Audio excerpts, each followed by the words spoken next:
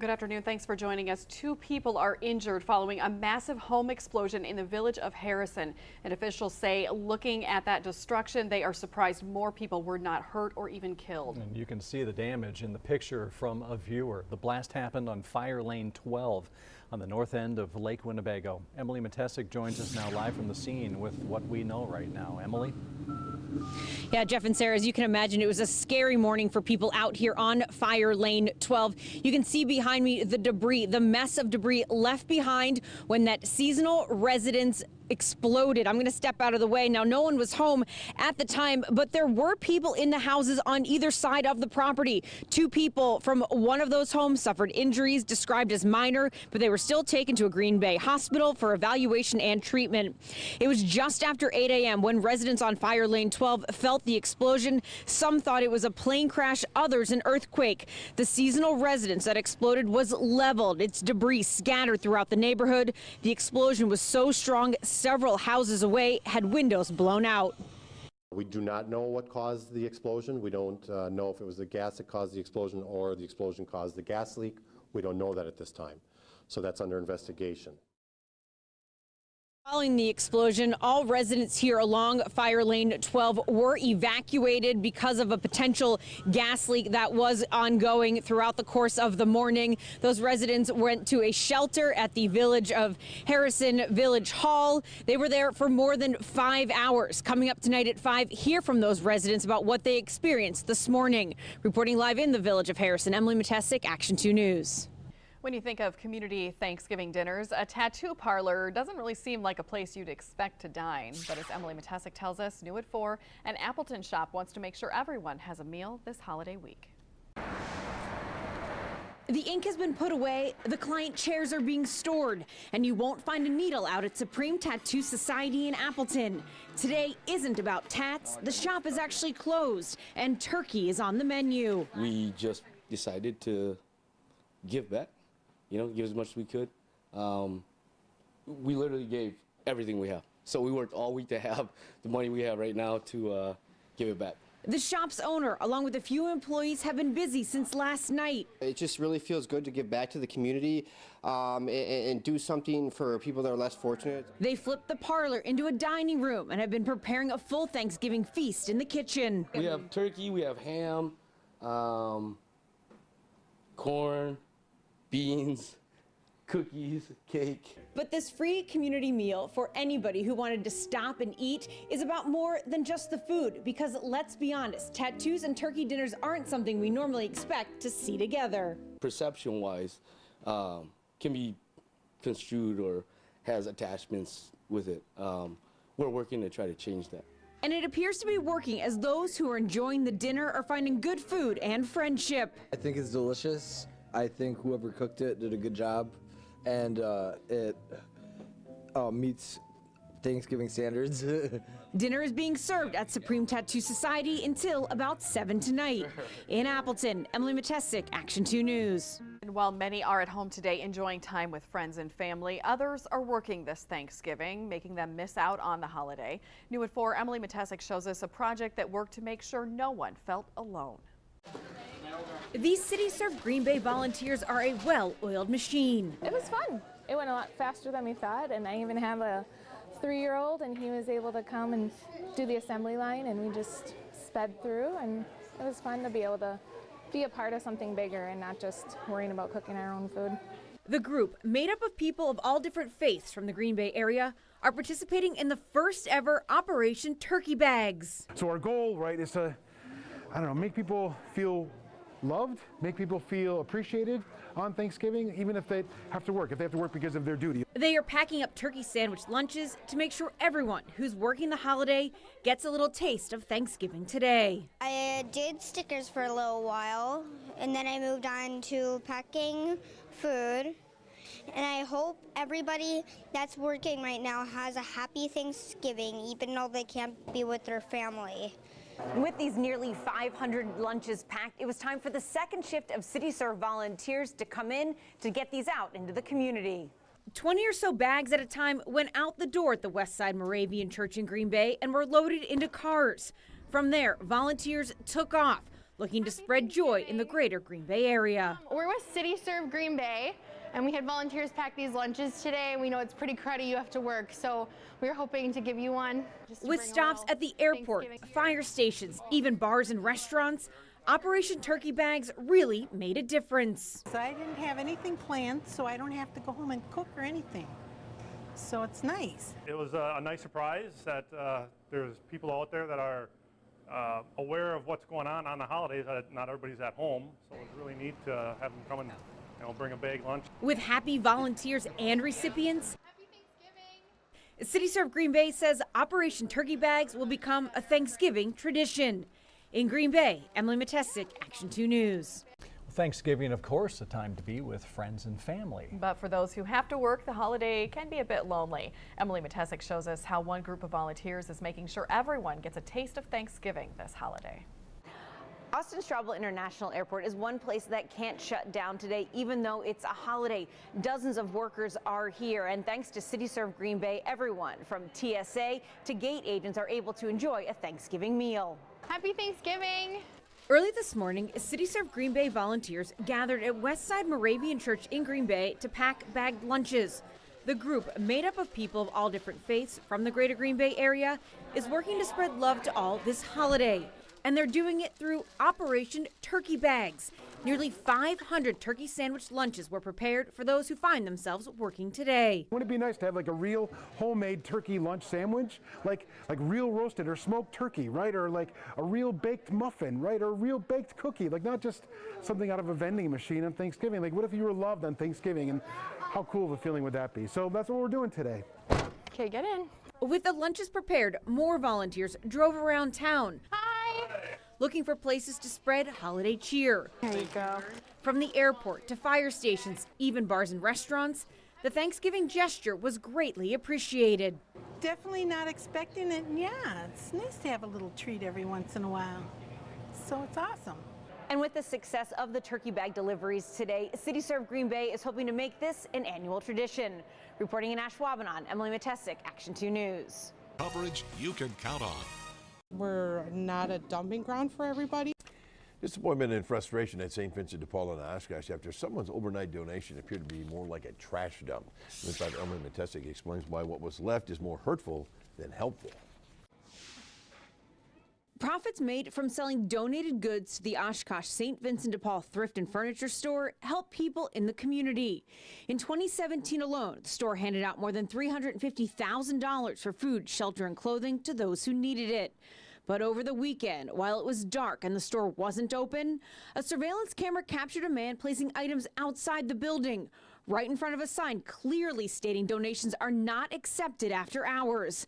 The man left 15 27-inch tube TV sets, something the thrift store would have turned away during staffed hours. There are certain things that we just simply can't take because we can't sell. These TVs, we can't even give them away for free. People don't want them anymore. Stuck with the televisions that can't be sold, St. Vincent de Paul now has to pay hundreds of dollars in recycling fees to get rid of them. It hurts the community because it's going to cost us $375 to get rid of these TVs. And by paying to have them trashed, we are taking away from what we are giving out into the community. Oshkosh police are looking into the matter and say a citation is possible for the man seen on camera. St. Vincent de Paul took to its Facebook page to let people know these kinds of donations aren't acceptable and do more harm than good. St. Vincent de Paul is hoping whoever left these TVs will realize what they did was wrong and come and pick them up. They tell us that they will hold on to these TVs until the end of the week. Reporting in Oshkosh, Emily Matesic, Action 2 News. An Appleton man is under arrest accused of posing as a doctor and not only treating patients but also prescribing medications. 32-year-old Kyle Grant Larson is being held on multiple charges, including practicing medicine without a license and possession with intent to deliver drugs. Emily Matesic tells us what led police to investigate the practice that Larson was operating. Appleton police say this all started to unfold when a woman who claimed to be a patient at Medical Psychology of Wisconsin became suspicious of the operations being run by a man who called himself Dr. Kyle Ellis. But according to police, the man running a physician's office out of this legitimate medical professional building was neither a doctor nor Kyle Ellis. Instead, the man is Kyle Grant Larson. State records show Larson is a licensed practicing nurse, but not a doctor of osteopathic medicine like he claimed in a video about the acupuncture treatments he offered at Medical Psychology of Wisconsin. Police say that's just one of the many treatments Larson may have performed without proper certification. The website for Medical Psychology of Wisconsin lists a number of treatments for things ranging from chronic pain to mental health disorders. Police say their investigation into Larson is just beginning. As we continue to look into things, we're determining how those things came to be, how we acquired some of the information and ability to prescribe medications and to complete the care that he was doing. Authorities aren't sure how many patients Larson saw when he was acting as a doctor, but they do believe that there are other victims out there. Appleton police are asking anyone who was treated by Larson to give them a call. Reporting in the Fox Valley newsroom, Emily Matesic, Action 2 News. Coverage you can count on. Life is coming to Commerce Crossing. That's the former site of the Kokona dog track. We told you back in July that a large medical facility would be built on the site, and now we've learned that Aurora Baycare will be building a clinic on the property just off of Interstate 41 and Highway 55. And new at 6, Emily Matesic explains the important role this new facility will play. Construction is underway on the new Aurora Baycare facility at Commerce Crossing. The partnership between the city of Kokona and the healthcare provider was about 2 years in the making. But Aurora Baycare says it had been eyeing the land for more than 4 years. We've seen a large increase in the number of patients that have been traveling from Kokona to Green Bay, and we thought it would be best to build a facility to keep care close. The 72,000 square foot facility will meet that need in the Kokona area, with the possibility to grow even bigger in the future. We will have 3 operating rooms going live, 1 shelled in so we can go to 4. We'll have a pharmacy, we'll have therapy, primary care, specialty care, and Urgent Care Plus, which will be staffed by ER physicians. And while the facility will help to fill a healthcare void in the immediate area, it's also giving new life to a large piece of property that was vacant for years. Kokona officials had been actively trying to market the area after the former dog track closed and was torn down, but were continuously told no by businesses and developers. Prime land was basically in between Menasha and Ballard Road, from what we were told, and we were a little bit too far north, too close to Green Bay, and it just took a long time to spark growth in this area. And now city officials say with Aurora Baycare as the main anchor tenant for the area, only good things will come. That whole corridor, that Commerce Crossing, will probably explode with businesses within the next 3 to 5 years after landing Aurora. Construction crews are hoping to continue working throughout the winter so that the facility can open by spring of 2020. Reporting in Kokona, Emily Matesic, Action 2 News. Straight ahead on Action 2 News, their sacrifices are deep and we can never thank them enough. How our military veterans are being honored today as we mark the anniversary of a major turning point in our history. Plus, a battle for Wisconsin. Republican Assembly Speaker Robin Vos speaking out today as he considers limiting the powers of incoming Governor Democrat Tony Evers. From WBAY TV, coverage you can count on. Action 2 News at 5:30 starts now.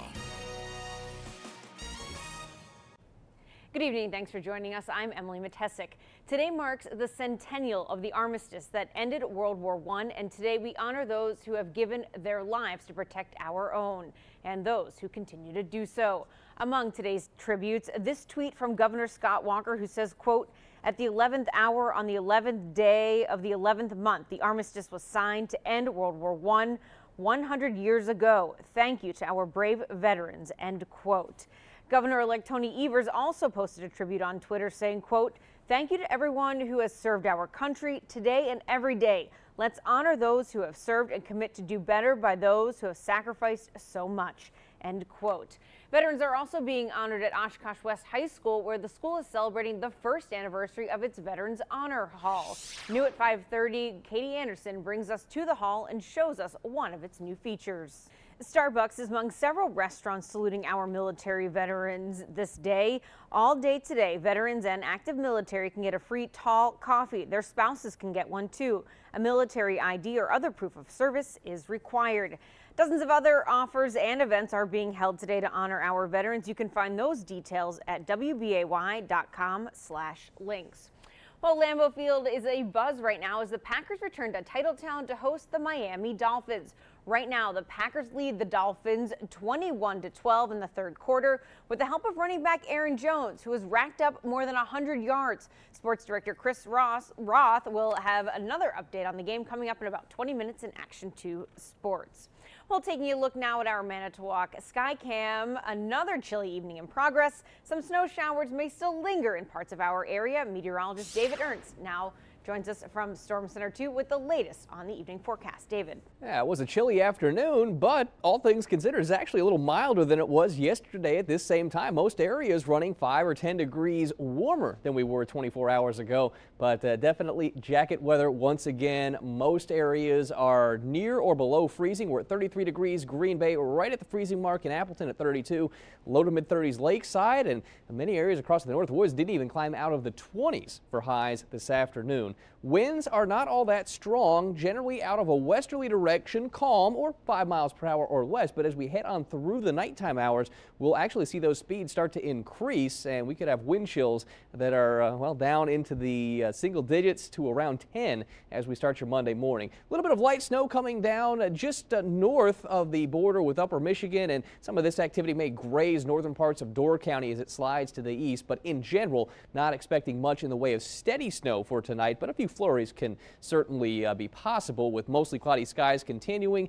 We will be looking at that cloud cover for a good part of the day on Monday. As far as temperatures go this evening, look for readings to fall through the 30s into the 20s with wind chills dropping into the teens. We'll talk more about chilly forecast for the first half of next week. The details are coming up. Thanks, David. Time to start bundling up, I guess. Democrat Governor-elect Tony Evers faces a tough road ahead as he looks to fulfill his campaign promises. As we reported earlier this week, Republicans in control of the legislature are already looking to curtail his control as governor even before he officially enters office. Republicans have already come out strongly against several of his proposals, including accepting federal Medicaid expansion money, spending $1.4 billion more on schools, and reconstituting the state's economic development agency. But it goes both ways. Evers can use his veto power to stop Republican bills he opposes. But just a day after Wisconsin voters chose him as their next governor, Republican Assembly Speaker Robin Vos said he was open to looking at ways to limit Evers' power. That included a bill that Vos said would rebalance powers of the executive, but he didn't say what those limitations he would consider. He was asked to explain his comments on this morning's Upfront with Mike Goucher. The voters of the state said they want Tony Evers to have his say in this process. Why shouldn't he have his say? Why are you trying to take away his ability to have a say in these issues? Well, he would have a say. I mean, we still have an opportunity to sit down at the table. But number one, remember, Tony Evers is governor not because he got any kind of a mandate. There is no mandate for his agenda. He won the election, and I congratulate him on that. The outcome is not what I wanted, but I certainly am not going to forget that the rest of Wisconsin, outside of the people who live in Dane County and Milwaukee, want to make sure that we have that balance, and my job is to make sure that the policies that have made Wisconsin successful stay on the books and that we don't roll back all of the reforms that have us as one of the most successful economies in the country. Evers responded to Speaker Vos's initial comments on limiting his powers, saying both sides can find common ground. But he added, quote, "I will not tolerate desperate antics to cling to power and violate checks and balances of Wisconsin's government," end quote. Well, 2 beer companies are headed to trial this week in Milwaukee County. Why Pabst says Miller Coors is putting it out of business. Next on Action 2 News.